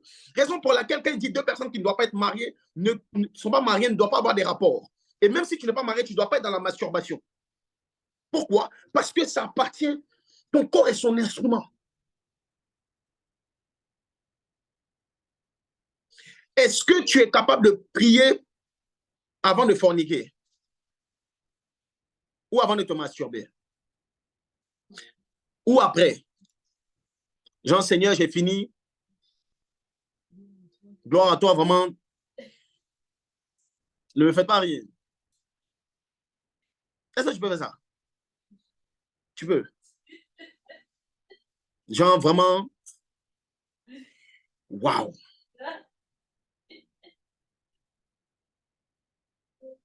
La foudre. Tu connais la foudre? Tu connais pas? Tu vas connaître. Mais est-ce que vous savez qu'une personne, un homme et une femme qui est marié peut prier avant d'avoir des rapports? Oui. Même après. Je te rends grâce. C'est parce que le corps, il y a quelqu'un qui dit que, il y a quelqu'un qui m'avait dit que même le fait d'aller avec ton homme et avec ta femme ou une femme avec son homme est comme un culte, comme une adoration. Parce que le sexe était créé par Dieu. Alors, comprendre même le sexe nécessite, je vais le dire, d'avoir une bonne relation, une bonne compréhension des Écritures. Une bonne relation avec Dieu. Ça, c'est une autre parenthèse, on va en parler aussi. 1 Corinthiens 6, le verset 15. Nabra Devalia. 1 Corinthiens 6, le verset 15 nous dit quoi? Ne savez-vous pas que vos corps sont des membres de Christ? Prendrais-je donc les membres de Christ pour en faire les membres d'une prostituée? Loin de là. Certains diront, mais je ne me prostitue pas. Ce n'est pas de la prostitution. As-tu compris la prostitution selon le langage de Dieu? Merci pour le texte. Ça va au-delà d'avoir des rapports sexuels rémunérés ou avoir une expérience particulière où on te rémunère. La prostitution, ce n'est pas uniquement poser telle action pour qu'on me paye. La prostitution, c'est donner à quelqu'un ce qui appartient à une autre personne. Donner à quelqu'un ce qui appartient à Dieu. Ou bien souiller quelque chose qui appartient à Dieu. Selon le langage de Dieu, c'est ce qu'il entend. C'est échanger notre amour pour Dieu contre un moment de plaisir immédiat et instantané.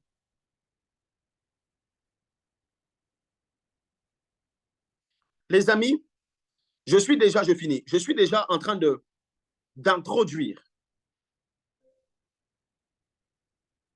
la partie qu'on va voir par la grâce de Dieu en ce qui concerne les conséquences.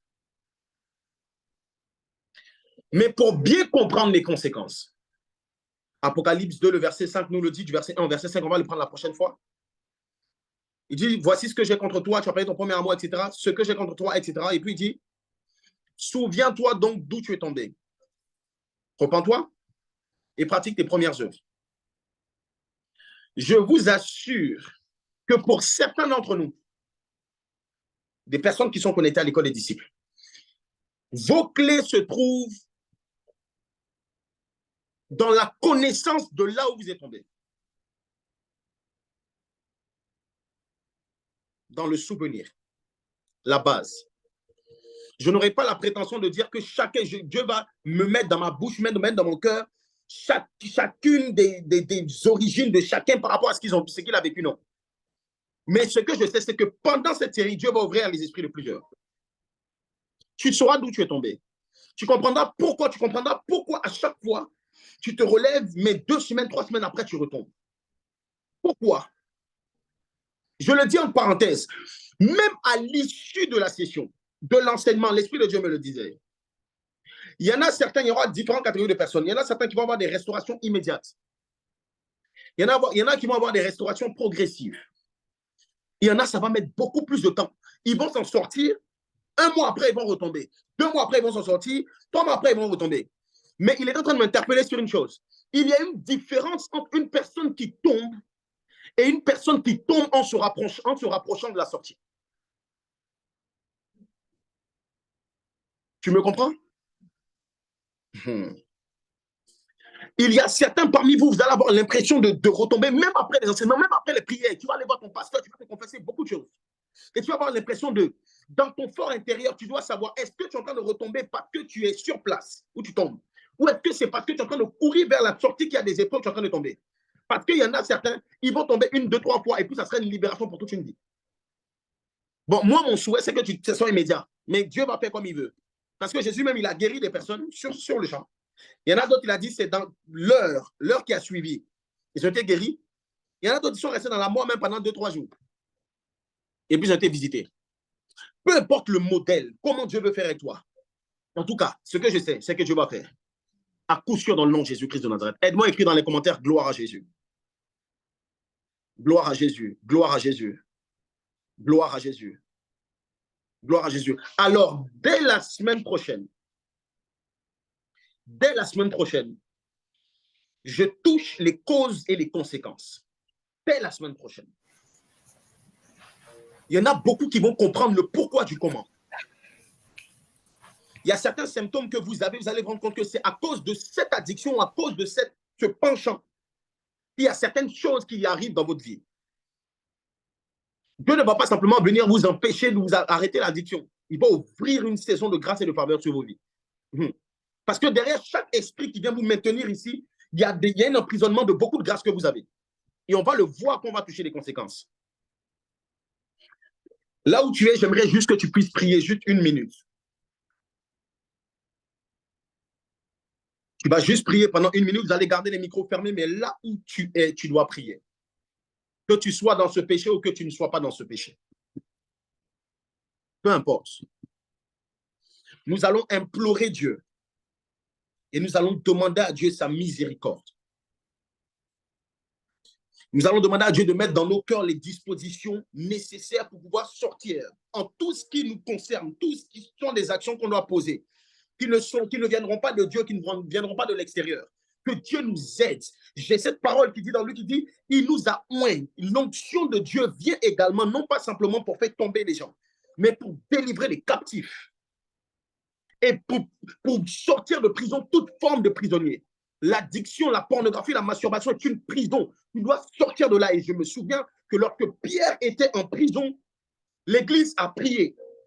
Et les fondements se sont ébranlés. Alors, même si tu ne vis pas ça, je t'en supplie, prends 1 ou 2 minutes. Commence à prier pour toutes les personnes qui sont dans cette addiction. Si tu vis ça, tu pries pour toi, tu pries aussi pour un frère. J'aimerais juste que tu puisses prendre 7 minutes. La minute est en train de venir pour prier et demander à Dieu la faveur et la grâce. Là où tu es, commence à prier, s'il te plaît, s'il te plaît. Il y en a qui vont vouloir se mettre à genoux. Mets-toi à genoux. Tu veux te coucher, couche-toi. Tu veux te prosterner, prosterne-toi. Lever les mains, c'est fait comme tu veux. Mais je t'en supplie, pendant 7 minutes, ne te tais pas. Prie.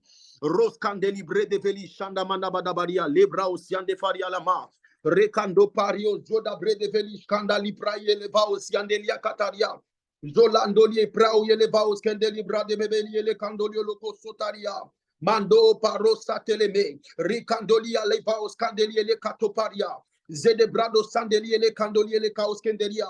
Nous savons que derrière ce péché sexuel, il y a une forte oppression satanique démoniaque. Et nous voulons nous positionner comme étant des intercesseurs Oh roi de gloire, tu mets en nous dans cette saison ce fardeau. Parce qu'il y a beaucoup de nos frères qui sont emprisonnés. Il y a beaucoup de nos sœurs qui sont emprisonnés. Il y a beaucoup de nos pères qui sont emprisonnés. Il y a beaucoup de nos mères qui sont emprisonnés, nos petits frères, nos enfants, emprisonnés dans les liens de la masturbation, la pornographie. Alors nous venons prier comme l'Église s'est tenue en prière. Lorsque Pierre était en prison, nous nous tenons en prière. Et je prie afin que cette huile de libération, cette huile de grâce, cette huile de libération, de délivrance tombe sur le cœur, tombe sur la vie de toutes ces personnes qui sont en train de m'écouter maintenant au son de ma voix. Tu nous as oints pour apporter une saison de faveur et de grâce, de libération. Alors je prie, je prie, je prie, je prie, je prie. Randoli brasotaria le maos kenderia. Tu ne le fais pas par mérite, tu le fais par grâce. Tu ne le fais pas par mérite, tu le fais par ta miséricorde. Tu ne le fais pas par mérite, tu le fais par grâce. Tu ne le fais pas par mérite, mais par ta miséricorde. Que ton bras d'amour vienne sur tous tes serviteurs et servantes.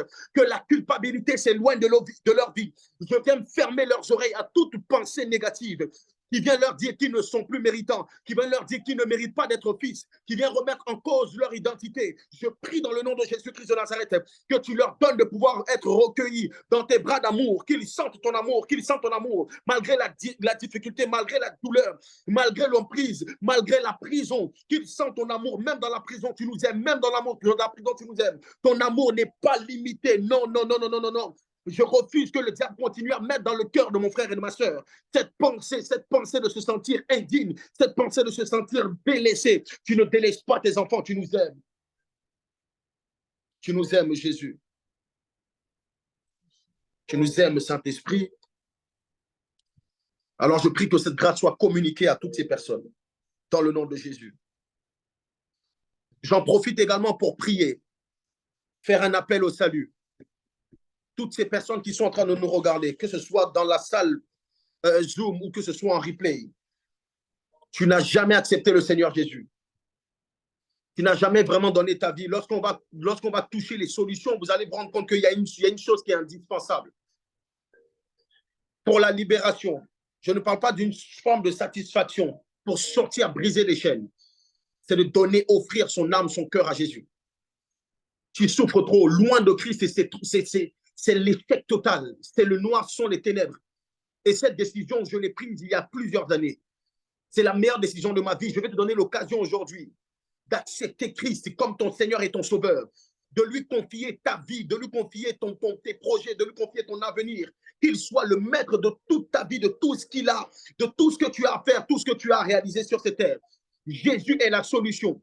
Jésus est la solution. Jésus est la véritable solution. Il dit, je suis le chemin, la vérité et la vie. Je suis le chemin, la vérité et la vie. Il est la lumière du monde. Par sa présence, les ténèbres autour de ta vie, même si c'est au-delà de la vie sexuelle, tous les ténèbres autour de ta vie sont bons. Le Saint-Esprit, par la puissance de Jésus, vient rentrer dans ton cœur et te donner de pouvoir entrer dans une nouvelle phase.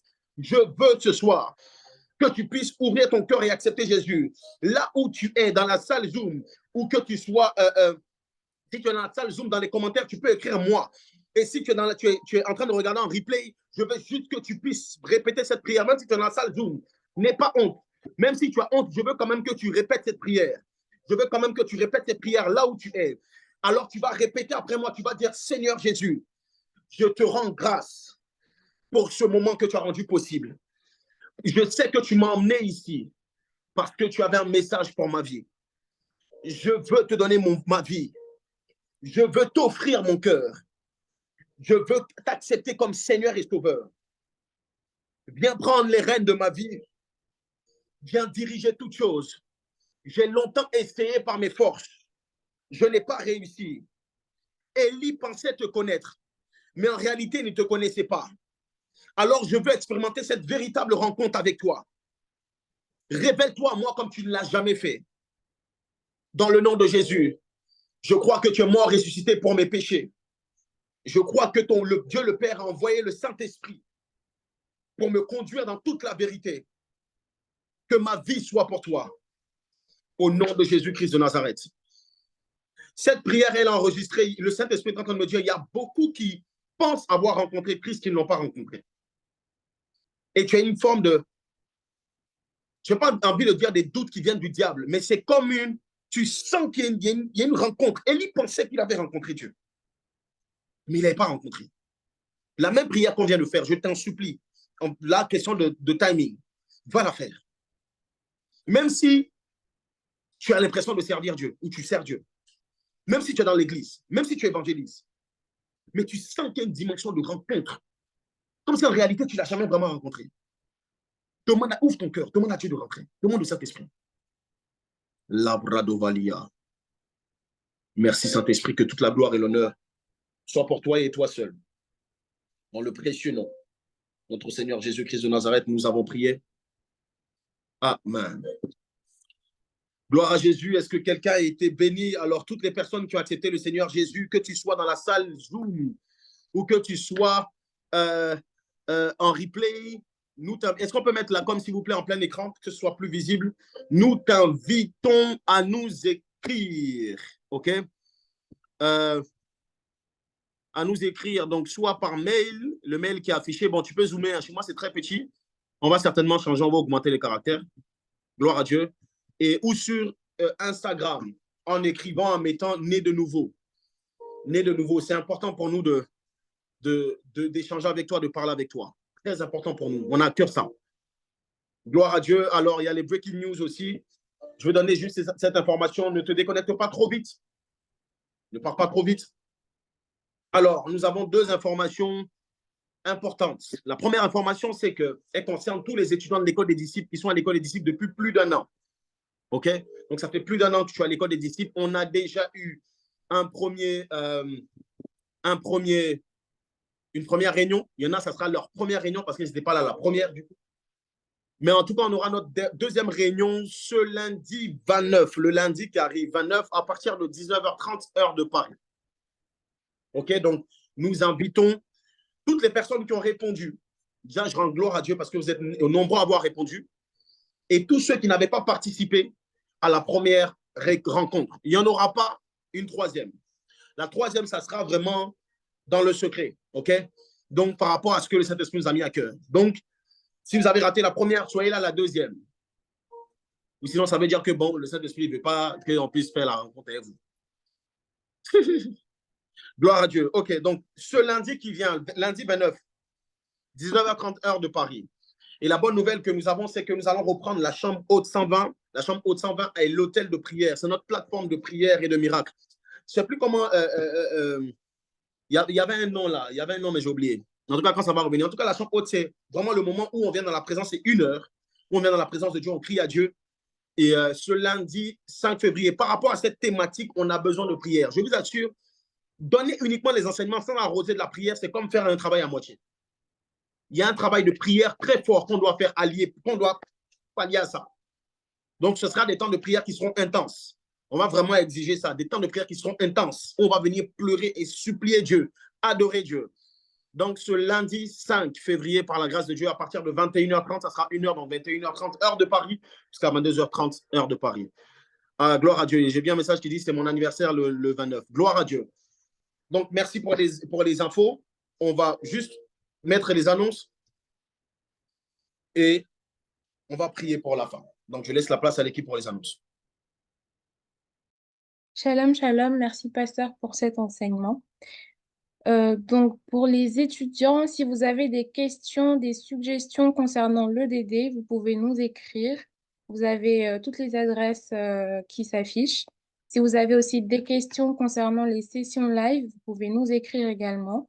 Si vous avez besoin de conseils, de prières, d'accompagnement, ou si vous souhaitez tout simplement un entretien avec le couple pastoral, vous avez aussi l'adresse mail qui s'affiche, vous pouvez nous écrire. Et si vous avez des témoignages ou vous voulez rendre gloire à Dieu pour ce qu'il a fait dans votre vie, vous pouvez nous écrire à l'adresse des témoignages. Et si vous êtes nouveau à l'EDD, que vous souhaitez rejoindre l'école, nous vous invitons à rejoindre le groupe Telegram de l'EDD. Donc, le lien, il s'affiche et vous avez aussi le lien dans les commentaires. Et nous vous invitons à vous abonner à nos comptes Instagram, TikTok et aussi vous pouvez visiter la page YouTube sur laquelle il y a tous les replays et aussi visiter notre site internet.